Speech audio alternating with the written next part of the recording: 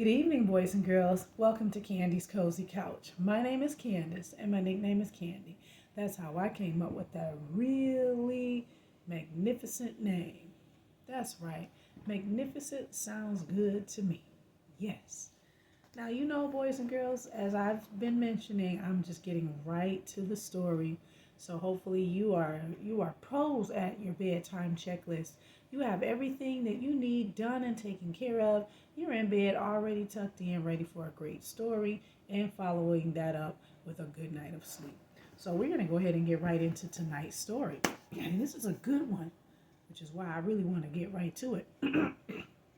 It's entitled, What Do I Do with Worry? By Dr. Josh and Christy Straub. Art by Jane Butler. This is going to be a good one right here, boys and girls. Do your what ifs have you worried? New to the neighborhood, little Willow has some big what if worries. What if the kids don't like me? What if my new bedroom is scary? Thankfully, Grandma is ready with a plate of cookies and some wise words about how Willow can name her worry birds and give them to God. Arthur's Dr. Josh and Christy Strub know that today's children have a lot of real what ifs about diseases and disasters, friendships and failures, and all things growing up. Willow's story offers practical lessons to help worry birds fly away. And that's what it's all about. So here we go. Willow's family had just moved to a new house on Green Lane. Since it was summer, most kids in her new neighborhood were thinking about swimming, camping, or waiting for the ice cream truck. But not Willow. Willow was worried. Again, her thoughts seemed full of worry, thoughts that always begin with what if. Yeah, that's pretty difficult. Those what ifs. What if my new bedroom is scary? What if the neighborhood kids don't like me? What if the store doesn't have rainbow sprinkle cookies? Willow even worried about saying her worries out loud. What if my parents get mad at me or think I'm just being silly? So Willow kept worrying alone. Well, that's no good. Boys and girls, let your worries be known so that you can work through them. While Willow swung from one worry to the next, a boy's head popped up over the fence. Hi, I'm Sam. Welcome to the neighborhood. Hi, I'm Willow. I'm glad you moved next door. I'm having a birthday party tomorrow. Can you come? My other friends will want to meet you. Willow looked at Sam, not knowing what to say. Hope you can make it, Sam hollered as he jumped off the fence.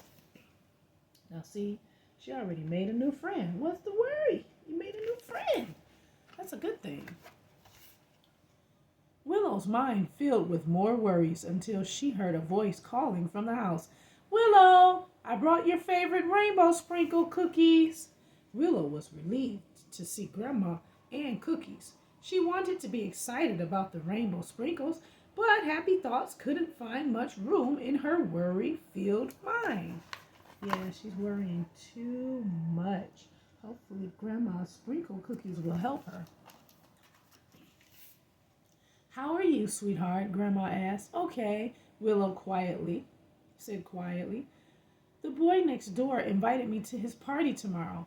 That sounds fun, says Grandma. I don't want to go, Willow said, her mind filled with more what ifs. What if Sam's friends don't like me? What if I wear the wrong clothes? What if they have chocolate cake instead of vanilla? What ifs? Oh my goodness. Shoo, what ifs? Shoo. Just then, a bluebird landed on a nearby branch. Sweetheart, do you see that little bluebird? Asked Grandma. What do you think would happen if you tried to hold it tightly in your hands? Willow thought for a second. It would probably squirm a lot. Yep, and probably chirp for dear life, as if to say, no, let me go. Our worries are like birds, Grandma explained. When we try to hold them, they squirm and flap and bounce all over our minds, making us feel unsettled inside. When I hold worries in my mind, my tummy feels squirmy, Willow said. That's because worry birds were never meant to be held. They belong to God. Hands, not God's hands, not ours, said Grandma. Oh, good point. Give your worries to God. Let them fly, fly, fly away. Willow thought about it. But how do I get my worries to fly away like the bluebirds, Grandma? When my worries start to flap all over my mind, said Grandma, I begin with naming my worry bird. Most of them start with what if.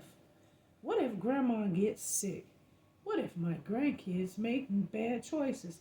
But what if Grandpa does get sick? Willow asked.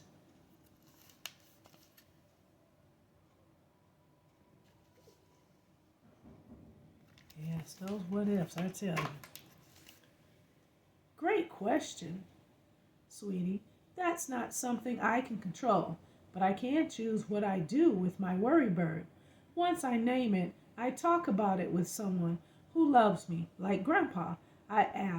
Also talk to God and thank Him for caring enough about me to hold my worries. Then I open my hands and let my worry bird fly to Him. Another way to release your worry bird is to draw pictures of what you would do if God held your what if. Well, this is good. I like this story. This is a very good story. I'm glad I'm reading it tonight. What if brave Willow goes to the birthday party? I might find a new friend, Willow said. There you go, Willow. When you let your worry birds go to the sky, that's when you are free to fly. Your head becomes free to hold happy thoughts, and your hands become free to hold beauty like flowers, ice cream, and friends. So don't hold on to those worry birds. Let them fly. The next day, Willow wrapped her present for Sam's party. Feeling unsettled inside, she knew what she was trying to hold a worry bird. What is my what if? She thought. Then she named it. What if the kids don't like me? After drawing a picture, she squeezed her hands around her invisible worry bird, told God how she felt, opened her hands, and released her worry to Him. Very good. She learned a very important lesson. Willow stood bravely on Sam's porch.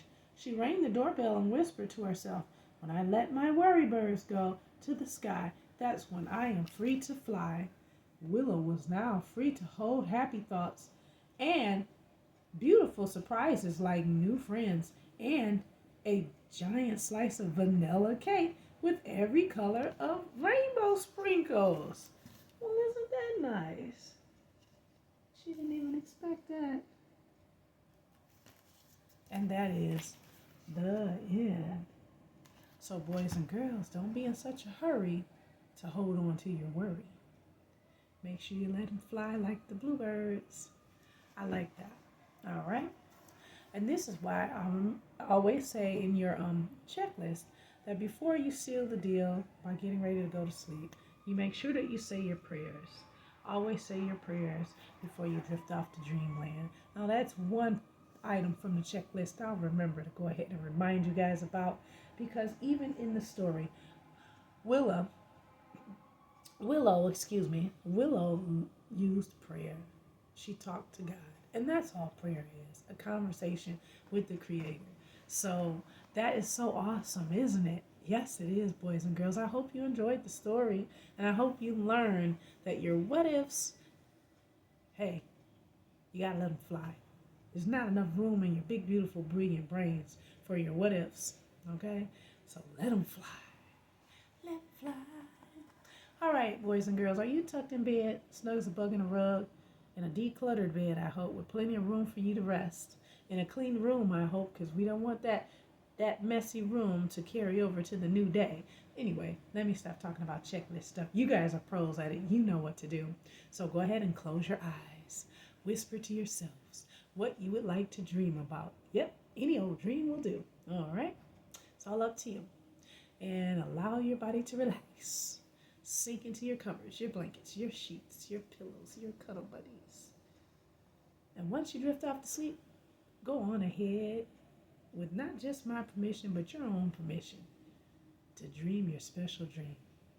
All right, boys and girls, get right to it because I know you can do it. See you next time. Bye-bye.